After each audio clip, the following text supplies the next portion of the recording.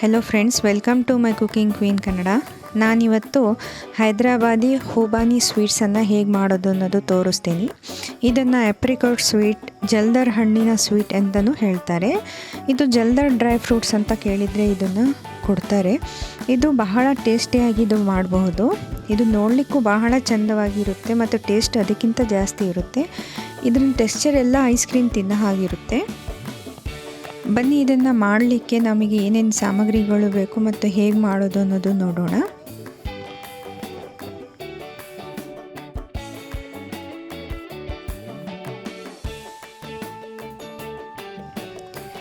ನೋಡಿ, ಇದು Afghani dry fruits ಅಂತ ಇದು ಕವರ್ ಮೇಲೆ ಇದೆ. ಇದು ನೀವು ಯಾವುದಾದ್ರೂ ಬ್ರ್ಯಾಂಡ್ ತೊಗೊಳ್ರಿ.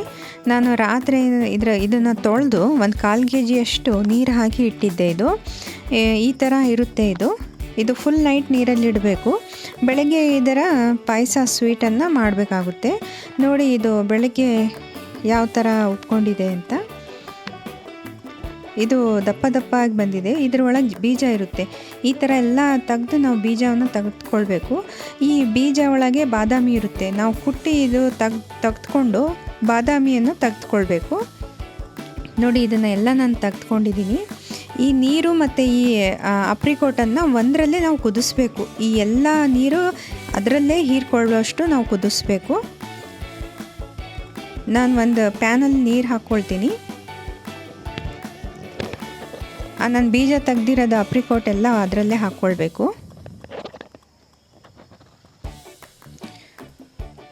ಮತ್ತು ಆ ಬೀಜದಲ್ಲಿ ಫುಲ್ ಅಂಟಿರುತ್ತೆ ಸ್ವಲ್ಪ. ನಾನು ಅದನ್ನು ಸ್ವಲ್ಪ ಈ ಕೈಯಲ್ಲಿ ಈ ಥರ ಮಾಡಿಕೊಂಡು ಆ ನೀರು ಇದರಲ್ಲೇ ಹಾಕ್ಕೊಳ್ತೀನಿ.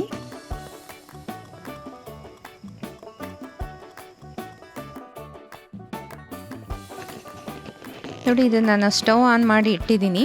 ಇದು ಚೆನ್ನಾಗಿ ಕುದಿಬೇಕು. ಇದು ರೋಗ ನಿರೋಧಕ ಶಕ್ತಿ ಇದರಲ್ಲಿ ಜಾಸ್ತಿ ಇರೋದ್ರಿಂದ ಅಪ್ರಿಕೋಟು ನಾವು ಆವಾಗ ಒಂದು ವಾರಕ್ಕೆ 1-2-3 ಸಲ ಆದರೂ ನಾವು ಯೂಸ್ ಮಾಡ್ತಾ ಇರಬೇಕು.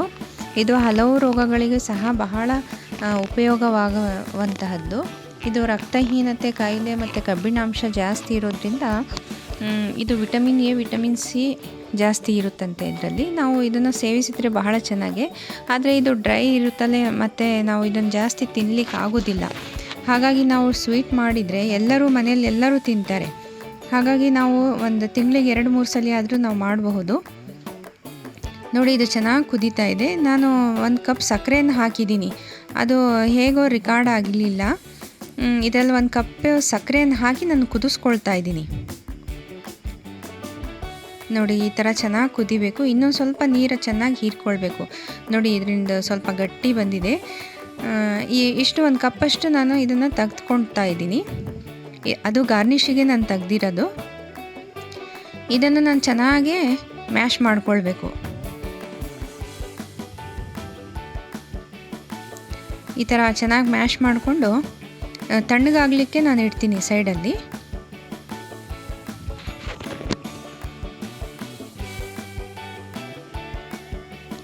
ನಾನು ಒಂದು ಪಾತ್ರೆಯಲ್ಲಿ 1 ಲೀಟ್ರ್ ಹಾಲನ್ನು ತೊಗೊಂಡಿದ್ದೀನಿ. ಈ ಹಾಲಿಗೆ ನಾನು ಕಸ್ಟರ್ಡ್ ಸ್ವೀಟನ್ನು ಮಾಡಬೇಕು. ನಾನು ಒಂದು 5-6 ಸ್ಪೂನ್ ಕಸ್ಟರ್ಡ್ ಪೌಡ್ರ್ ಹಾಕ್ಕೊಂಡು ಅದು ತಣ್ಣೀರು ಮಿಕ್ಸ್ ಮಾಡ್ಕೊಂಡು ಇದರಲ್ಲಿ ಮಿಕ್ಸ್ ಮಾಡ್ಕೊಳ್ತಾ ಇದ್ದೀನಿ. ಇದು ನೋಡಿ, ಟೆಕ್ಸ್ಚರ್ ಎಷ್ಟು ಟೈಟಾಗಿ ಬಂದಿದೆ. ಈ ಥರ ಬರಬೇಕು. ನೀವು ಚೆನ್ನಾಗಿ ಕೈಯನ್ನು ಬಿಡಬಾರ್ದು. ಇದು ಬಿಟ್ಟರೆ ಗಂಟಾಗುತ್ತೆ. ಚೆನ್ನಾಗಿ ಕೆಳಗಿಂದ ತೊಗೊಂಡು ಸ್ಪೂನನ್ನು ಕೆಳಗೆ ಮೇಲೆ ಸ್ವಲ್ಪ ಚೆನ್ನಾಗಿ ಮಿಕ್ಸ್ ಮಾಡ್ತಾ ಇರಬೇಕು. ಇದರಲ್ಲೂ ನಾನು 1 ಸ್ಪೂನ್ ಹನಿಯನ್ನು ಹಾಕಿದ್ದೀನಿ. ಅದು ಭಾಳ ಹೊತ್ತು ನಾನು ರಿಕಾರ್ಡಿಗೆ ಆಗ್ತಾಯಿದೆ ಅಂತ ತಿಳ್ಕೊಂಡಿದ್ದೀನಿ. ಅದು ರಿಕಾರ್ಡೇ ಆಗಲಿಲ್ಲ, ಕ್ಷಮಿಸಬೇಕು. ಇದು ಗಾರ್ನಿಷಿಗಾಗಿ ನಾನು ತೊಗೊಂಡಿರೋದು. ಈ ಕ್ರೀಮ್ ನೋಡಿ, ಈ ಕ್ರೀಮ್ ತೊಗೊಂಡಿದ್ದೀನಿ. ನಾನು 1 ಕಪ್ ಕ್ರೀಮನ್ನು ಇದರಲ್ಲಿ ಹಾಕ್ಕೊಂಡಿದ್ದೀನಿ. ಈ ಬಟ್ಲು ನಾನು ಫ್ರಿಜ್ಜಲ್ಲಿ ಇಟ್ಟಿದ್ದೆ. ಈ 1 ಕಪ್ಪು ಕ್ರೀಮು, ಅರ್ಧ ಕಪ್ಪು ಸಕ್ಕರೆಯನ್ನು ನಾನು ಜಾರಲ್ಲಿ ರುಬ್ಕೊಂಡು ಇಟ್ಕೊಂಡಿದ್ದೀನಿ. ಇದು ಐಸಲ್ಲಿ ಇಟ್ಟಿದ್ದೆ. ನಾನು ಫುಲ್ ಚಿಲ್ಡ್ ಆಗಿತ್ತು. ನಾನು ಒಂದು 2 ಗಂಟೆ ಮುಂಚೆ ಫ್ರಿಜ್ಜಲ್ಲಿ ಇಟ್ಟಿದ್ದೆ ತೆಗೆದು ಕ್ರೀಮು. ಸ್ವಲ್ಪ ಅದು ಮೆಲ್ಟ್ ಆದಮೇಲೆ ಇದರಲ್ಲಿ ತೆಗೆದು ನಾನು ಕ್ರೀಮ್ ಮಾಡ್ಕೊಳ್ತಾ ಇದ್ದೀನಿ. ಸ್ವಲ್ಪ ನಾನು ಸಕ್ಕರೆ ಪೌಡ್ರನ್ನು ಹಾಕಿ ಈ ಥರ ರುಬ್ತಾ ಇರಬೇಕು. ಇನ್ನೂ ಚೆನ್ನಾಗಿ ಗಟ್ಟಿಯಾಗಿ ಬಂದಿಲ್ಲ ಇದ್ರ ಟೆಕ್ಸ್ಚರ್. ಈ ಥರ ಚೆನ್ನಾಗಿ ಕೈ ಬಿಡಬಾರ್ದು.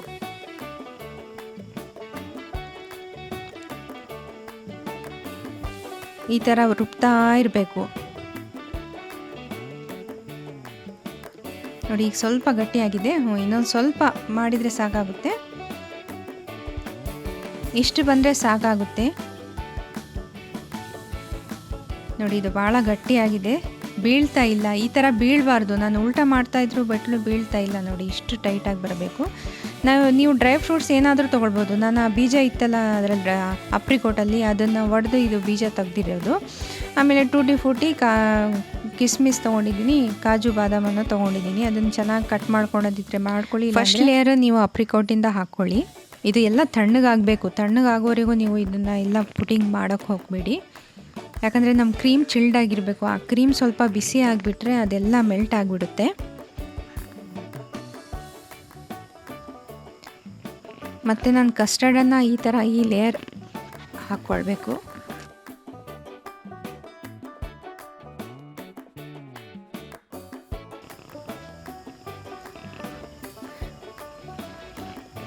ನಾನು ಒಂದು ಲೇಯರು ಪಾರ್ಲೆಜಿ ಬಿಸ್ಕೆಟನ್ನು ಇಡ್ತಾ ಹೋಗ್ತೀನಿ. ಮಾಡೋರು ಕೆಳಗೆ ಬ್ರೆಡ್ಡನ್ನು ಹಾಕಬಹುದು. ನಾನು ಬಿಸ್ಕೆಟ್ ಇಡ್ತಾ ಇದ್ದೀನಿ. ನೋಡಿ ಈ ಲೇಯರ್ ನಾನು ಕಂಪ್ಲೀಟ್ ಮಾಡಿ ಇದ್ರ ಮೇಲೆ ನಾನು ಕ್ರೀಮ್ ಹಾಕ್ಕೊಳ್ತೀನಿ.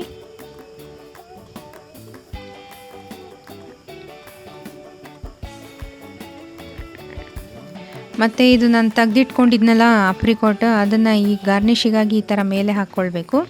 ಇದಕ್ಕೆ ಶೈನಿಂಗ್ ಬಂದಿದೆ ನೋಡಿ. ಇದರಲ್ಲಿ ನಾನು ಸ್ವಲ್ಪ ಹನಿ ಹಾಕ್ಕೊಂಡಿದ್ದೀನಿ, ಜೇನುತುಪ್ಪ ಇದೆಲ್ಲ ಗಾರ್ನಿಷ್ ಆದಮೇಲೆ ನೀವು ಇದನ್ನು ಫ್ರಿಜ್ಜಲ್ಲಿ ಇಡ್ರಿ. 1-2 ಗಂಟೆವರೆಗೂ ಇಟ್ಟರು ಇನ್ನೂ ಚೆನ್ನಾಗಿ ತಣ್ಣಗಾಗಿ ಇದು ಐಸ್ ಕ್ರೀಮ್ ತಿನ್ನೋ ಹಾಗೆ ಆಗುತ್ತೆ. ನೀವು ನನ್ನ ಚಾನಲ್ಗೆ ಹೊಸದಾಗಿ ಬಂದಿದ್ದರೆ ಪ್ಲೀಸ್ ಸಬ್ಸ್ಕ್ರೈಬ್ ಮಾಡಿ, ಲೈಕ್ ಮಾಡಿ, ಶೇರ್ ಮಾಡಿ. ಈ ನನ್ನ ವಿಡಿಯೋ ನೋಡಿದ್ದಕ್ಕೆ ತುಂಬ ಧನ್ಯವಾದಗಳು.